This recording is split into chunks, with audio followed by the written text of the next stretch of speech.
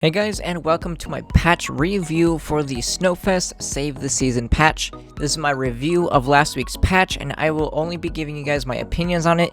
If you're looking for what this patch actually added, make sure to check out the description for my patch overview from last week.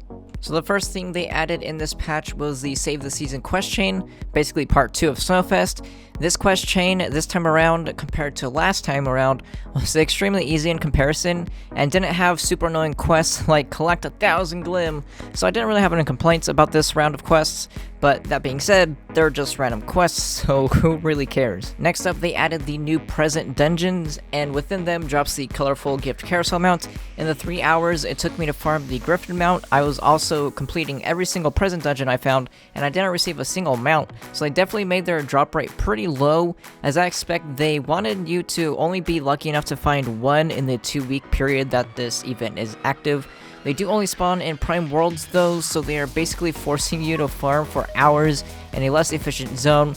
So if you want to actually find one yourself instead of buying one from the market, but I guess you will have a decent amount of Eclipse keys after, I guess, I don't know.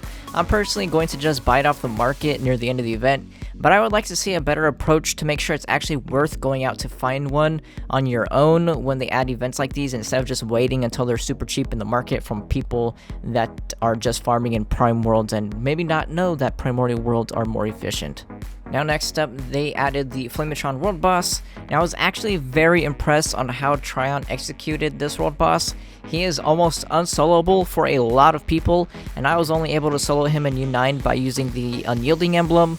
I was still able to kill him in just a few hits, but they still forced me to use a setup that wasn't just a speed farming setup, and I really liked that I had to change something in my build to be able to kill this boss, even if it was just something as extremely minor as switching an emblem.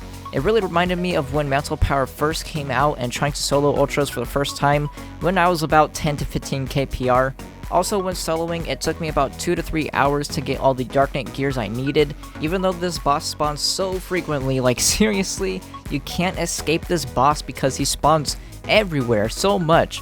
I feel like it was the perfect amount of time to make players farm, because my main issue with the world bosses so far was that you have to farm them for only like 45 minutes to an hour, and then you never have to see them again. With this boss spawning way more frequently than the previous bosses, while also taking about 3 times longer to farm all the gears that you need, you actually feel like you achieved what you've earned. So for me personally, this is exactly how they should be going forward with the world bosses, and they should have been doing this from the start. But just to talk about the shield mechanic really quick, it was pretty meh. I mean, you just need to throw a snowball every 5 seconds, and lag just made it a little more tedious than it should have been. So maybe just don't bring that mechanic with you, but bring everything else about this boss going forward. Now, just to give my opinions on the Griffin really quick, I think it looks great personally. I'm really into the mech type flying mounts with like the thrusters and all that stuff. So it was pretty 10 out of 10 for me, and that's all I really have to say. It was just an awesome looking mount, but we have like a million mounts, and I have Gondas, so I'll probably never use it. But if you don't have a Gonda or like any dragons or stuff like that, I would definitely rock this. I would actually rock this over some of the dragons, maybe over every dragon besides like the Candy one or Azulian, because it actually looks pretty awesome for a Griffin. But also, so did Falminar, so I don't know. He's among my most favorite mounts between the ones that I've just listed. And that was it for this patch. They did some other smallish random stuff, but I don't really want to give my opinions on those because I don't really have too much of an opinion to give on those. I really just want to cover the main things with this series. So that is going to be it. Leave your guys' opinions on this patch down below. I want to know how you guys like this patch, how you guys liked specific things like I did, like how you guys liked this world boss, if you think it was actually awesome like I did, or you like the easier world bosses that have no meaning on the game, and stuff like that, like the new present dungeons. Just give your opinions on everything about this patch.